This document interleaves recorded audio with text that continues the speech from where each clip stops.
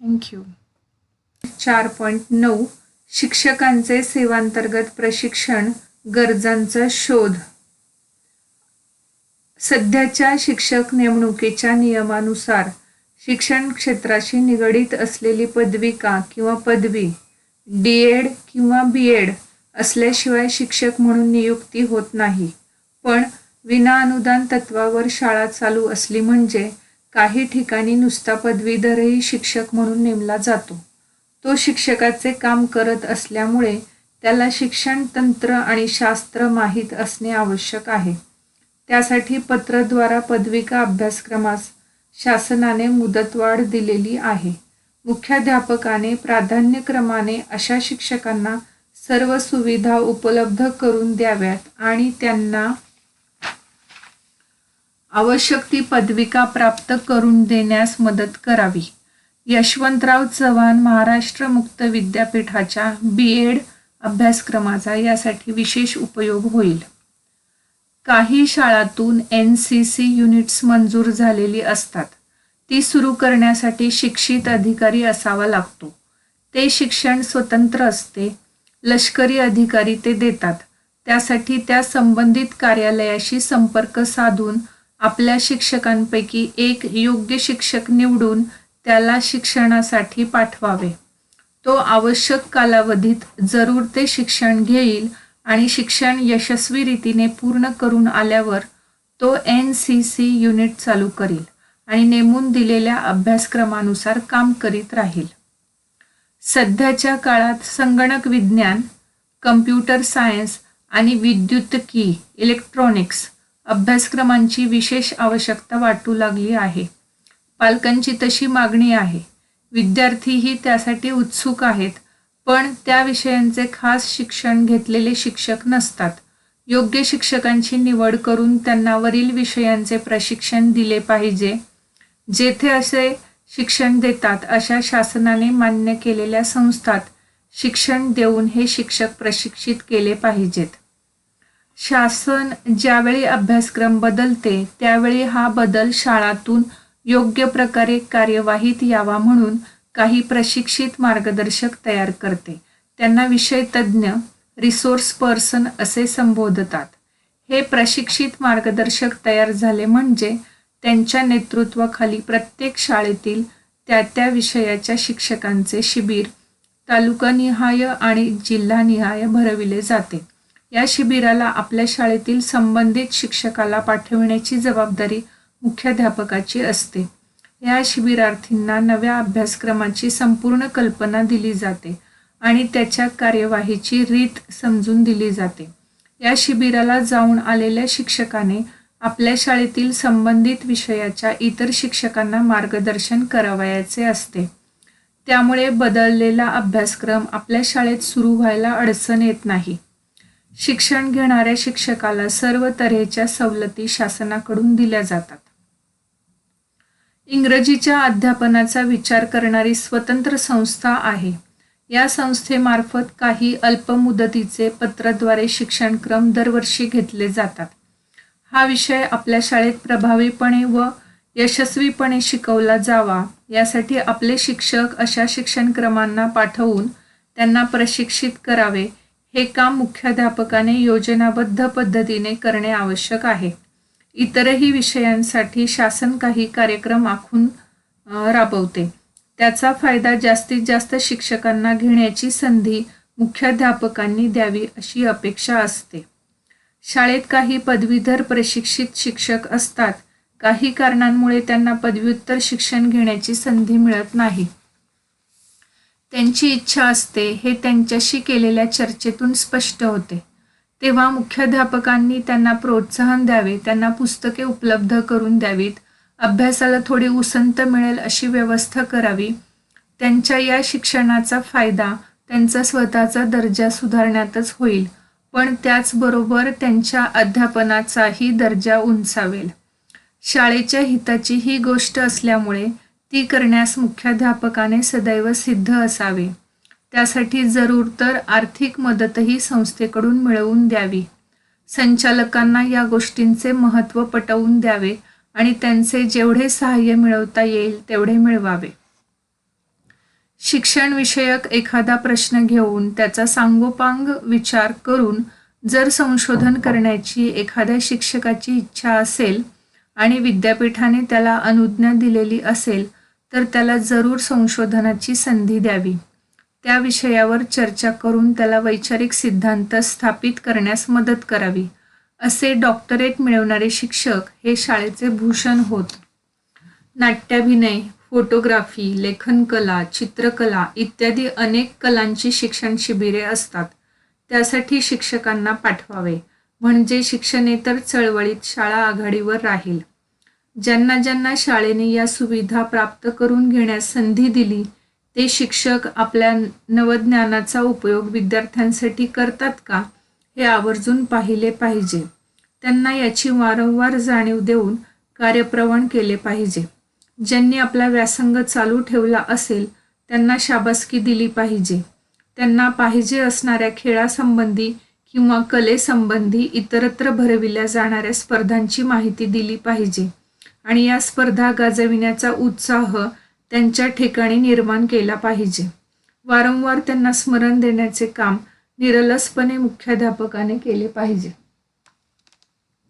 आपल्या शाळेचा शिक्षक वर्ग सदैव जागता आणि ज्ञानजिज्ञासा असणारा असा ठेवण्यासाठी मुख्याध्यापकाने नियोजनबद्ध कार्यक्रम राबविला पाहिजे.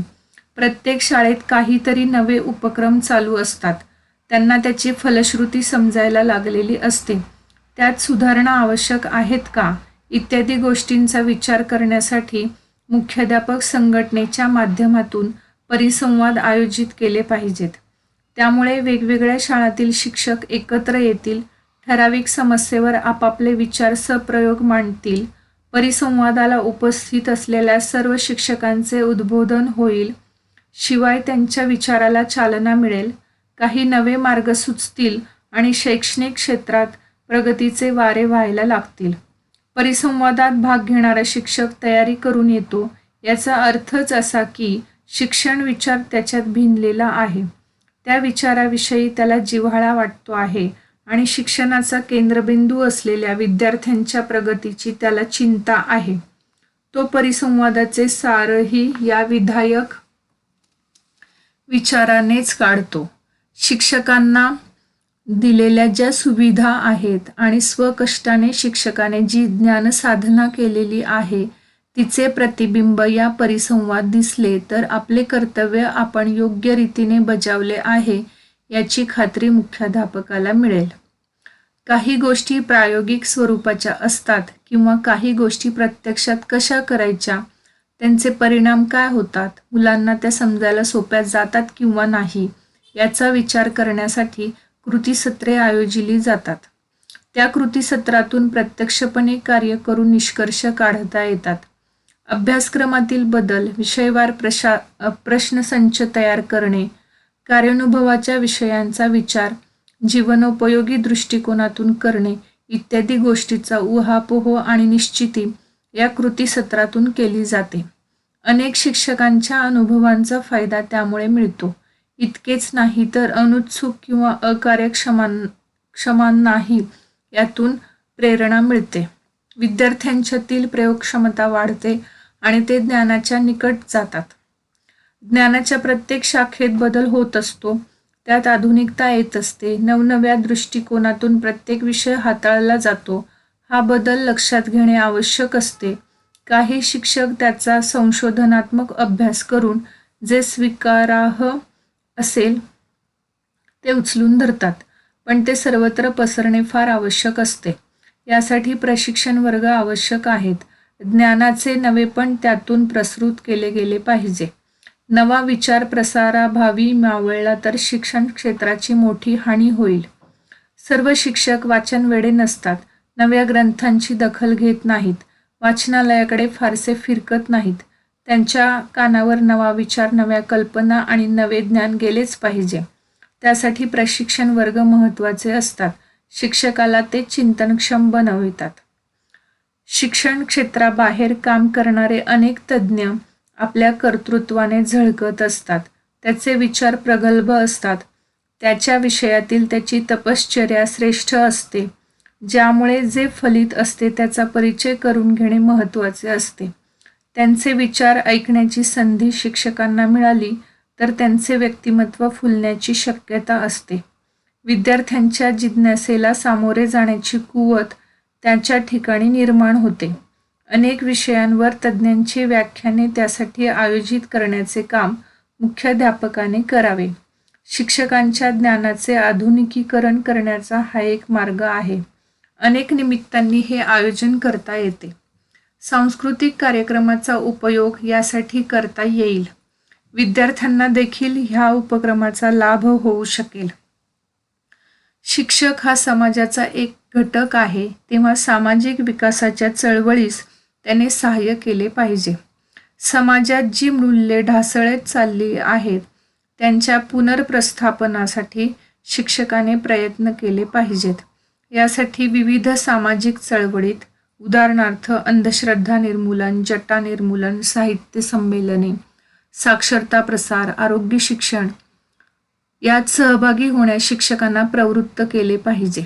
या सहभागातून स्वतः शिक्षकही खूप काही शिकू शकतो. थोडक्यात शाळेबाहेरील संस्थांनी आयोजित केलेल्या सेवांतर्गत प्रशिक्षणाची संधी मुख्याध्यापकांनी द्यावीच, पण त्याचबरोबर प्रत्येक शाळा ही सातत्याने सेवांतर्गत प्रशिक्षणाचे कार्य करणारे केंद्र बनले पाहिजे या दृष्टीने प्रयत्न करावेत. हे प्रयत्न 2 पातळ्यांवर करता येईल. 1. नवीन बदलानुसार शिक्षकांच्या प्रशिक्षण गरजाप्रमाणे कार्यक्रमांचे आयोजन व 2. नवीन कार्यक्रमांचा विद्यार्थी गुणवत्तेच्या दृष्टीने खरोखरच परिणाम होतो का हे पडताळणे. पहिली पातळी ही शिक्षण गुणवत्तेची आहे तर दुसरी विद्यार्थी गुणवत्तेची. शिक्षणात कोणतेही नवे बदल झाले की त्याप्रमाणे आपल्या शिक्षकांना नवीन कोणकोणत्या गोष्टीत प्रशिक्षण मिळाले पाहिजे हे प्रथम मुख्याध्यापकांनी ओळखले पाहिजे. त्यानुसार शिक्षकांचे प्रशिक्षण होण्यासाठी शालाबाह्य कोणत्या योजना उपलब्ध आहेत व शालांतर्गत कोणत्या हाती घ्याव्या लागतील हे ठरवावे लागेल व यानंतर या कार्यक्रमांचे नियोजन केले पाहिजे. सुट्टीच्या काळात किंवा कमी कामाच्या काळात या कार्यक्रमांचे आयोजन मुख्याध्यापक करू शकतील. तसेच ते कितपत यशस्वी ठरते याचा अंदाजही येईल. अंतिमतः या सर्वांचा लाभ विद्यार्थ्यांना कसा मिळेल याच्या योजना शिक्षकांच्या मदतीने मुख्याध्यापक तयार करतील. मुद्दा क्रमांक 1.4.9 या मुद्द्याअंतर्गत शिक्षकांचे सेवांतर्गत प्रशिक्षण गरजांचा शोध हे सांगितलेले आहे. पण यामध्ये हे इन सर्व्हिस ट्रेनिंगबद्दल सांगितलेले नाही, तर सध्याच्या काळामध्ये कधी शाळेमध्ये पदवीधर शिक्षकांची नेमणूक केली जाते आणि मग त्यासाठी त्यांना D.Ed किंवा B.Ed पदविका किंवा पदवी प्राप्त करणे हे आवश्यक असते. तर मुख्याध्यापकांनी प्राधान्यक्रमाने अशा सर्व शिक्षकांना ह्या सुविधा उपलब्ध करून दिल्या पाहिजेत अशी शिफारस केलेली आहे. तसेच यशवंतराव चव्हाण महाराष्ट्र मुक्त विद्यापीठाच्या अंतर्गत B.Ed अभ्यासक्रमासाठी प्रवेश घेता येईल ह्याची शिफारस इथे केलेली आहे. त्यानंतर दुसरं उदाहरण दिलेलं आहे की कधी काही शाळांमध्ये NCC युनिट्स मंजूर झालेली असतात आणि मग ती युनिट्स मंजूर झालेली असतात तर त्यासाठी प्रशिक्षण घेतलेला अधिकारी असावा लागतो आणि ते प्रशिक्षण जे आहे ते लष्करी अधिकारी देतात. त्यावेळेस मुख्याध्यापकांनी शाळेतील एखादे सक्षम शिक्षकाला निवडून त्या प्रशिक्षणासाठी पाठवायला पाहिजे आणि मग ठराविक कालावधीत ते प्रशिक्षण पूर्ण झाल्यानंतर मग शाळेत आल्यानंतर ते प्रशिक्षित शिक्षक हे NCC युनिट शाळेमध्ये सुरू करतात आणि त्यानुसार अभ्यासक्रम घेतात. हा एक सेवांतर्गत प्रशिक्षणाचा भाग इथे उदाहरण म्हणून सांगितलेला आहे. पुढचं उदाहरण दिलेलं आहे की सध्याचा काळ हा संगणक विज्ञानाचा काळ आहे किंवा माहिती तंत्रज्ञानाचा काळ आहे. तर यामध्ये कम्प्युटर सायन्स किंवा इलेक्ट्रॉनिक्स जे आहे ह्या विषयांची सगळ्यांना खूप आवश्यकता वाटू लागलेली आहे आणि पालकांची पण तशीच मागणी आहे. बरेचसे विद्यार्थी सुद्धा कम्प्युटर सायन्स आणि इलेक्ट्रॉनिक्स शिकण्यासाठी उत्सुक आहेत असे दिसून येतात.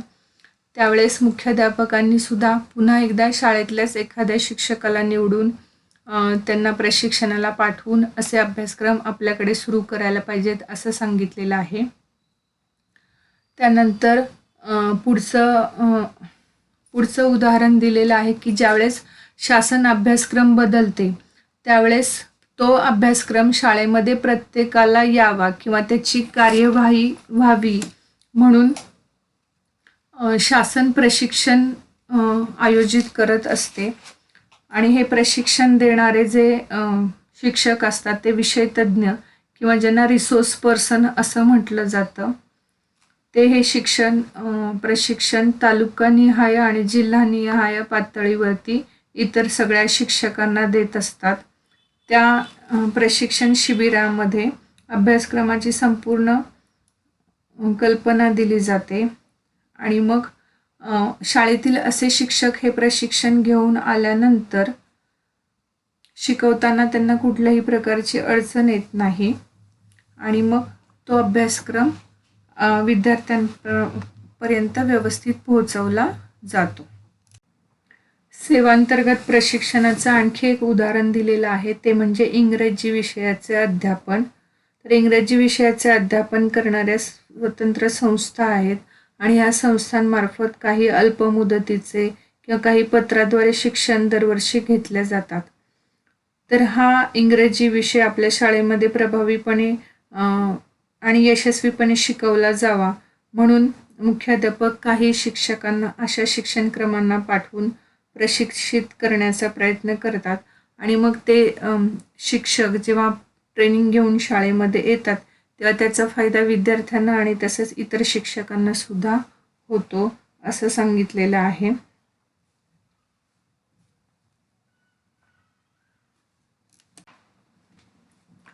पुढचं उदाहरण दिलेलं आहे की शाळेमध्ये काही पदवीधर प्रशिक्षित शिक्षक असतात परंतु काही कारणामुळे त्यांना पदव्युत्तर शिक्षण घेण्याची संधी मिळत नाही, परंतु त्यांची इच्छा असते की आपल्याला उच्च शिक्षण मिळावे. त्यावेळेस अशा शिक्षकांना मुख्याध्यापकांनी प्रोत्साहन द्यावं किंवा त्यांना पुस्तकं उपलब्ध करून द्यावीत की अभ्यासाला त्यांना थोडी उसंत मिळेल अशी व्यवस्था करून द्यावी. अशा गोष्टींची शिफारस केलेली आहे. कधीकधी अशा शिक्षकांना संस्थेकडून आर्थिक मदतही मिळवून द्यावी हेही सांगितलेलं आहे. शिक्षणविषयक एखादा प्रश्न घेऊन किंवा त्याच्यावर विचार करून जर एखाद्या शिक्षकाची संशोधन करण्याची इच्छा असेल आणि विद्यापीठाने त्याला अनुज्ञा दिलेली असेल तर अशा शिक्षकाला संशोधनाची संधी नक्कीच द्यावी. आणि असे जर डॉक्टरेट मिळवणारे शिक्षक असतील शाळेमध्ये असतील तर ते नक्कीच शाळेला भूषणावह ठरेल. पुढच्या मुद्द्यामध्ये सांगितलेले की नाट्याभिनय, फोटोग्राफी, लेखनकला, चित्रकला अशी वेगवेगळी शिबिरं नेहमीच होत असतात.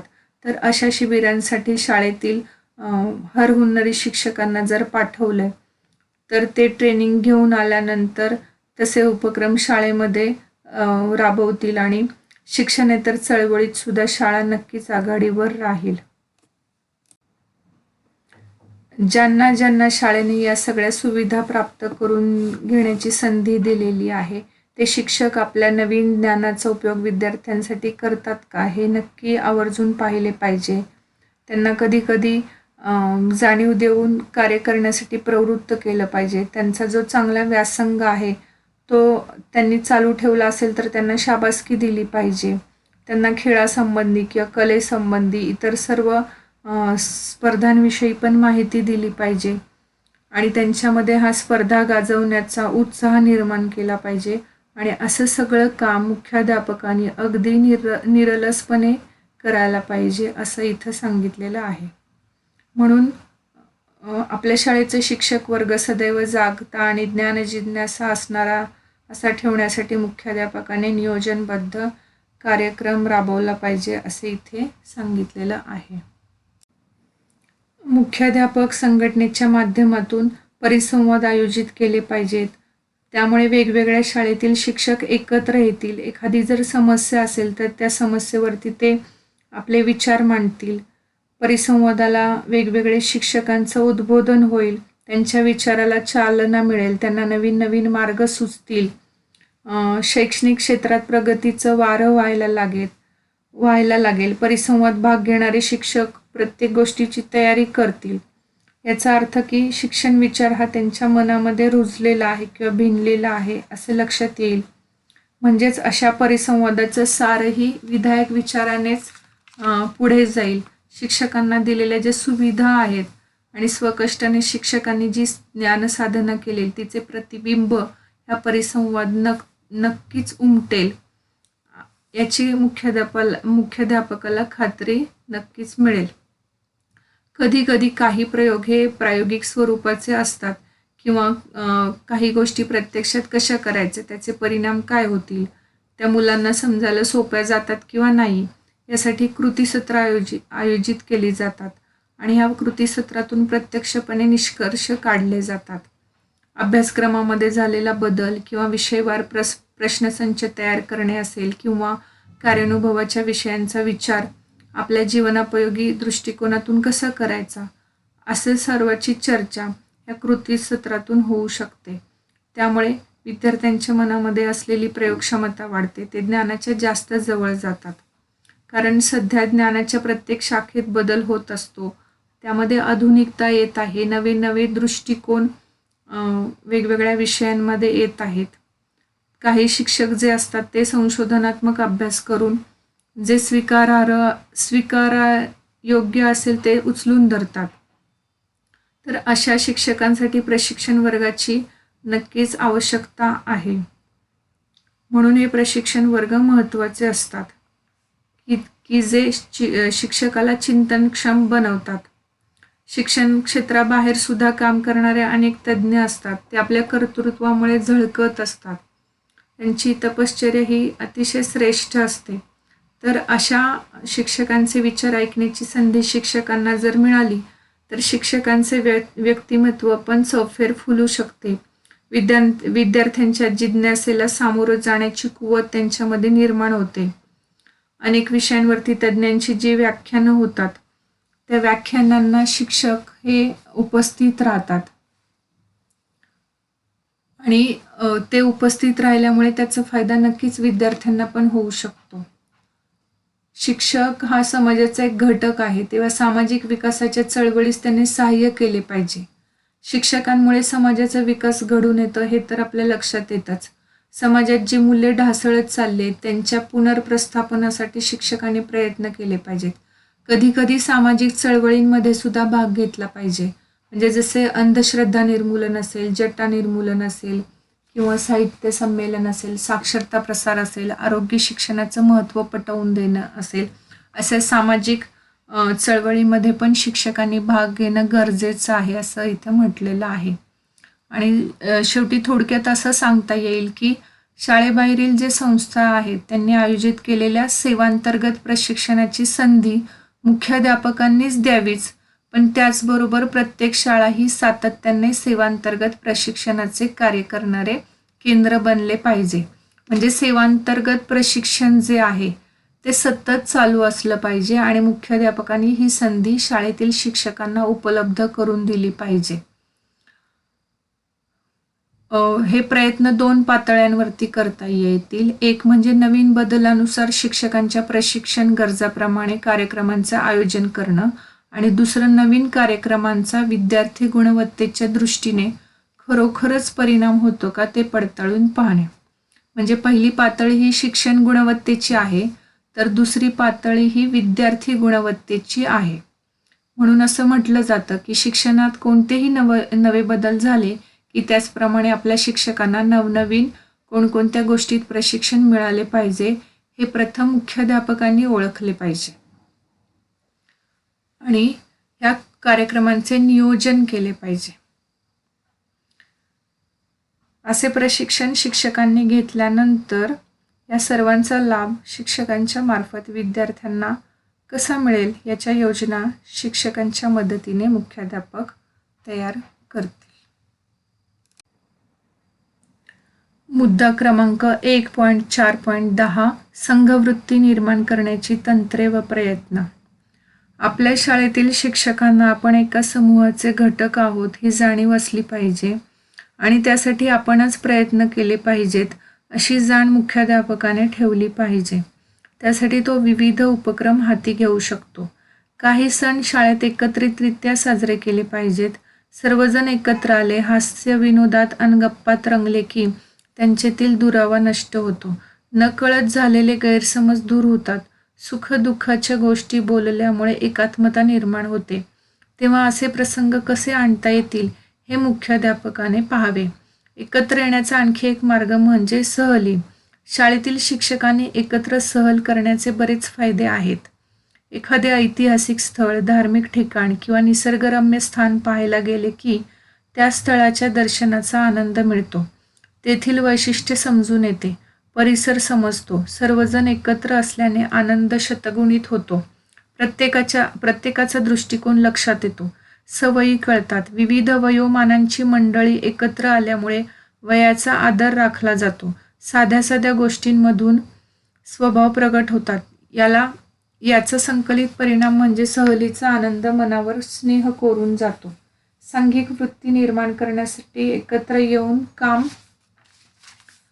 करण्याची संधी देणे हा महत्त्वाचा उपाय. सांघिक कार्यक्रम, प्रकल्प, सामूहिक जबाबदारी टाकल्याने हे शक्य होते. कोणतीही जबाबदारी एकट्याने पूर्ण करणे अवघड असते. अनेक जण एकत्र आल्याने अधिक शक्ती निर्माण होते. नवनव्या कल्पना पुढे येतात. गुणात्मकता वाढते. हे शिक्षकांना समजले पाहिजे.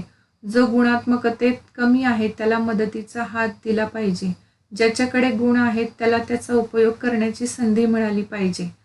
यातून संघभावना वाढीस लागते व आंतरशालेय स्पर्धा, शालांत परीक्षा यातील शाळेच्या यशामुळे त्यांना बळकटी येते. शिक्षकाच्या कौटुंबिक अडचणींच्या वेळी मदत करणे, आजारी असताना विचारपूस करणे आणि शुश्रूषा करणे, कार्यप्रसंगी मदत करणे इत्यादी गोष्टींनी प्रेमभाव वाढीस लागतो. परस्पर सहकार्यातून स्नेह वृद्धिंगत होतो. एका ध्येयाची जाणीव ठेवून व एकमेकास सहाय्य करू सुपंथ धरणाऱ्या शिक्षकात संघभावना निर्माण होऊ शकते. आपली शाळा वेगळी आहे, काही विशिष्ट हेतूने ती कार्य करते, तिच्या काही परंपरा आहेत. या आंतरिक जाणीवेतून ही तल्लीनता, एकरूपता दिसू लागते. 1.4.11 अंतर्गत शिक्षक संघटना, गट व उपगटांशी संबंध. शाळेतील शिक्षकांची एक संघटना असणे अत्यंत जरुरीचे आहे. जर एखाद्या संस्थेच्या अनेक शाळा असतील तर त्या सर्व शाळांतील शिक्षकांची एक संघटना बांधली पाहिजे. संघटना असली म्हणजे शिक्षकांच्या अडीअडचणी दूर करता येतात.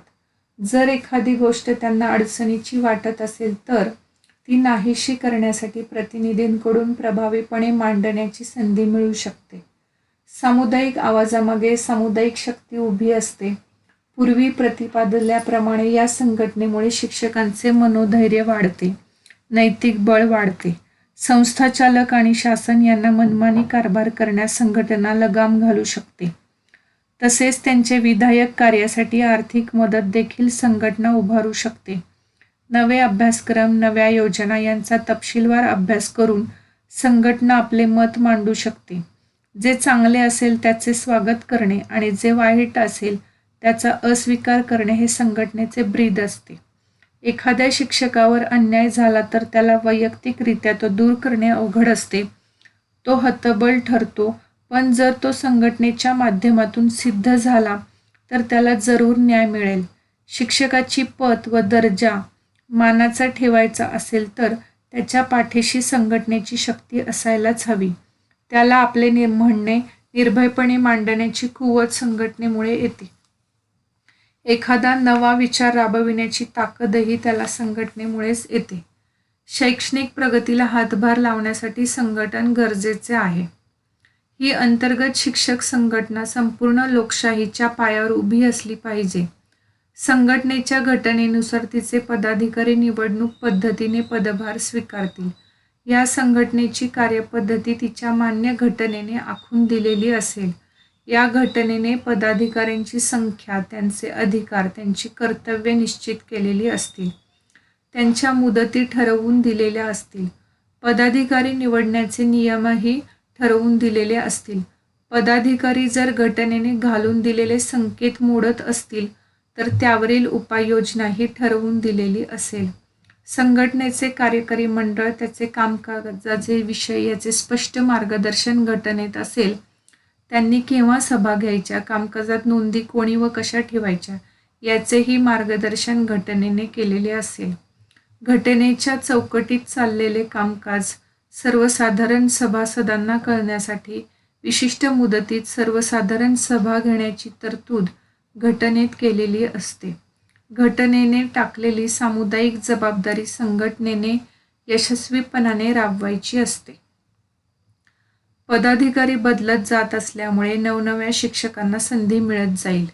काहीतरी कार्य करून दाखवण्याची स्फूर्ती मिळेल आणि शिक्षकातील वातावरण जबाबदारी जाणून घेण्याचे राहील.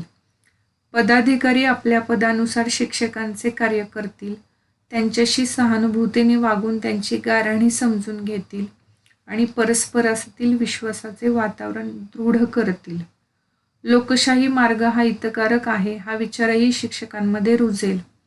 या संघटनेच्या मासिक सभेस मुख्याध्यापकाने उपस्थित राहावे, चाललेल्या कामकाजावर बारकाईने लक्ष द्यावे, जरूर तेव्हा पदाधिकाऱ्यांना सूचना कराव्यात, खात्याची परिपत्रके किंवा संस्थेचे ठराव यांची कल्पना द्यावी, त्यावर त्यांच्या प्रतिक्रिया आजमाव्यात आणि सल्ला द्यावा.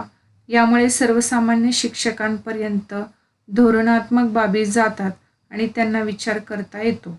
त्यांना शासनाची व संस्थेची पावले कोणत्या दिशेने पडतायत याची कल्पना येते. शालेय विद्यार्थ्यांच्या उन्नतीसाठी किंवा गुणवत्ता वाढीसाठी शिबिरे, अभ्यासवर्ग, उत्कृष्ट शिक्षकांचे मार्गदर्शन इत्यादी उपक्रम संघटनेला हाती घेता येतील. गरीब व गरजू विद्यार्थ्यांना मदत देता येईल. शाळेच्या सुविधा अद्ययावत व्हाव्यात यासाठी निधी उभारता येईल. म्हणजेच चालकही या संघटनेबद्दल अभिमान बाळगतील. त्यांना ही संघटना पूरक वाटेल. चालकांच्या अनेक योजना पूर्णतेला नेण्यासाठी ही संघटना मदत करील. त्यामुळे शिक्षक व चालक यांच्यात सामंजस्याचे वातावरण निर्माण होईल आणि संस्थेची निकोप वाढ व्हायला मदत होईल. संघटनेने हक्काची जाणीव करून द्यावी, तशीच कर्तव्याचीही जाण ठेवायला सांगावी. सामर्थ्य विधायक असावे, विघातक नको हा आग्रह मुख्याध्यापकांनी सातत्याने ठेवावा. अर्थात संघटना तयार झाली तरी मानवी स्वभाव बदलत नाही. पदाधिकारी होण्याची अभिलाषा असते, मतांमध्ये वेगळेपण असते, आपले म्हणणे मानले गेलेच पाहिजे असाही काहींचा दुराग्रह असतो. या सर्वांची परिणती म्हणजे कालांतराने गट निर्माण होतात आणि गटांच्या अभिनिवेशाने प्रत्येक गोष्टीत ते तणाव निर्माण करतात. वातावरण गढूळ व्हायला लागते. म्हणून मुख्याध्यापकाला सावधगिरीने त्यांच्यातील विरोधाची धार कमी करण्याचा प्रयत्न करावा लागतो. गटबाजीने कार्यहानी होते, एकात्मतेला तडा जातो. यासाठी मुख्याध्यापकाने कोणत्याही एका गटाशी सलगी दाखवू नये. आपण कोणत्याच गटाचे नाही हे त्याच्या वागण्यातून दिसले पाहिजे. निपक्षपाती धोरण त्याने अंगीकारले पाहिजे. जे गट असतील त्यांचा उपयोग त्याने विधायक बुद्धीने करून घेतला पाहिजे. त्याला शाळा चालवायची असते. वातावरण उल्हसित कसे राहील हे कटाक्षाने पाहावयाचे असते. ज्यावेळी संधी मिळेल त्यावेळी त्याने या विविध गटांचा उल्लेख करून ते कसे टाळता येतील हे स्पष्ट करावे. जे कट्टरपणाने गटबाजी मानत नाहीत त्यांना अधिक प्रोत्साहन दिले पाहिजे. मतभेद हे जिवंतपणाचे लक्षण असले तरी त्याला मर्यादा असतेच.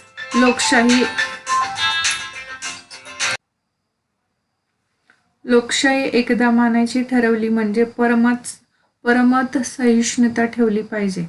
संघर्षापेक्षा वैचारिक तडजोडीवर भर दिला पाहिजे. आपण सहानुभूतीने दुसऱ्याची भूमिका समजून घेतली पाहिजे. लोकांचे सारे चुकते आणि आपले सगळे काही बरोबर असते हा समज घातक आहे हे शिक्षकांच्या ध्यानात आणून दिले पाहिजे. गटबाजीने शाळा पोखरली जाऊ नये म्हणून मुख्याध्यापकाने सर्व शिक्षक आपले मित्र मानावेत. त्याने काही पथ्ये पाळावीत. त्याचे उदाहरण डोळ्यापुढे ठेवून इतरांनाही तशी प्रेरणा मिळते. सर्वांना अनेक प्रसंगी एकत्र आणून त्यांच्या चर्चा घडवून आणावी. गैरसमज नाहीसे करण्यास मदत करावी. म्हणजे कोणताही गट टोकाची भूमिका घेणार नाही उलट गटबाजीने त्रास होतो याचा उलगडाही होईल आणि गटांचे दुराग्रह संपतील. मानापमानाच्या कल्पना संपुष्टात येतील आणि वातावरण निवळू लागेल. एखादा शिक्षक हजर नसेल तर त्याची निंदा नालस्ती करणे चुकीचे आहे. कुणाबद्दल विपरीत कल्पना निर्माण करण्याचा आपल्याला काय अधिकार आहे? उलट असे कान फुंकण्याचे काम कुणी करत असेल तर त्याला वेळीच उपदेश करून मार्गावर आणावे. जर त्याने माघारीचे नाटक करून आपले उद्योग चालूच ठेवले तर त्याला आवश्यक तेवढा धाकही दाखवावा. कारण शेवटी व्यक्तीपेक्षा संस्था श्रेष्ठ असते. आपण निंदा नालस्तीत भाग न घेता वातावरण शुद्ध राहील याची काळजी घ्यावी. मुख्याध्यापकाने आपले हस्तक या भिन्न भिन्न गटातून सोडून तिथे काय काय चालते हे शोधण्याचा प्रयत्न करू नये. कारण हा हस्तक काहीतरी तिखट मीठ लावून सांगून अग्नी फुलवत ठेवेल. काही माणसे विघ्नसंतोषी असतात. त्यांना प्रोत्साहन देणे म्हणजे एकीला सुरुंग लावणे. एकात्मता कायमची नाहीशी करणे होय. सर्व शिक्षकांशी समानतेने वागावे. कुणाला जवळ करण्याचा किंवा कोणत्याही सहकार्यास जरुरीपेक्षा जास्त जवळ येण्याची संधी देण्याचा परिणाम इतरांवर होतो व मुख्याध्यापकाची प्रतिमा मलिन होते. त्याच्याबद्दल वाटणारा आदरभाव कमी होतो. आपण ज्याला आदर्श मानणार आहोत तो असा आहे हे इतरांचे मत झाले तर त्याचे परिणाम फारच अनिष्ट होतील. मुख्याध्यापकाने वैयक्तिक रीतीने आर्थिक व्यवहारात गुंतू नये, कारण त्यामुळे संबंध बिघडण्याचा संभव असतो. वेळप्रसंगी मिंधेपणा स्वीकारण्याचा प्रसंग येतो. त्यामुळे आपल्या स्थानाला उणेपणा येतो आणि आपण जे घडवू इच्छितो ते घडवू शकत नाही. कित्येकदा शिक्षकात संघर्ष निर्माण होतात. अशा वेळी मुख्याध्यापकाने भावनेच्या आहारी न जाता मनाचा तोल जाऊ देऊ नये. संघर्षग्रस्त शिक्षकांना एकेकाला बोलावून त्यांची बाजू समजून घ्यावी. त्यामुळे संघर्षाचे मूळ कळून येईल आणि उपाययोजना सुचेल. ज्याची आगळीक असेल त्याला समजावून सांगावे. त्याचा दोष कसा आहे हे त्याला दाखवून द्यावे आणि पुन्हा असे न करण्यास बजावून सांगावे. नंतर त्याला जवळ घेऊन त्याच्या आवडीचे काम त्याच्यावर सोपवावे आणि त्याचे मन विधायक कामात गुंतवावे. म्हणजे तो समाधानी होईल आणि संघर्ष विसरून जाईल. जास्त सेवा झालेली, अनुभवी व पोक्त विचारांची जी शिक्षक मंडळी असतात त्यांच्या सल्ल्याने व सहाय्याने हे संघर्ष मिटवावेत. ज्यावेळी सर्व शिक्षक मुख्याध्यापकांशी प्रेमाची बांधिलकी स्वीकारतात त्यावेळी संघर्ष करणारे एकाकी पडतात. त्यांच्यावर मानसिक दडपण येते आणि आपण सर्वांच्या बरोबर सहकार्याने राहणे इष्ट आहे अशी त्यांची धारणा बनते व मग संघर्ष संपविणे सोपे जाते. शाळेत कामाची स्पर्धा असावी आणि तशी ती राहील याची काळजी मुख्याध्यापकाने घ्यावी. सवंग लोकप्रियतेसाठी जर त्याने कर्तव्य विचार बाजूला ठेवला तर त्याचे सहकारी आपला मार्ग सोडतील. त्यांच्यात बेदिली निर्माण होईल. म्हणून मुख्याध्यापकाने कुटुंब प्रमुख ही भूमिका सोडू नये. 1.4.12 शिक्षक सभा. मुख्याध्यापक आणि शिक्षक तसेच शिक्षक आणि शिक्षक यांच्यातील संबंध निकोप राहण्यासाठी तसेच आखून घेतलेल्या आराखड्याप्रमाणे काम गती घेते किंवा नाही यासाठी शिक्षकांच्या मासिक सभा अत्यावश्यक आहेत. शासनाकडून जर काही नवीन सूचना आल्या असतील तर त्यांची माहिती शिक्षकांना देणे इष्ट असते. ते काम या सभातून करता येईल. ज्यांना काही सूचना करायच्या असतील त्याही करता येतील. शैक्षणिक काम वेळापत्रकानुसारच चालले आहे किंवा नाही याचा आढावा घेऊन मग शैक्षणिक प्रगतीत येणाऱ्या अडीअडचणींचा विचार करावा. शिक्षकांच्या सूचना किंवा अडचणी यांचीही चर्चा व्हावी. ही चर्चा लोकशाही मार्गाने व खुलेपणाने व्हावी.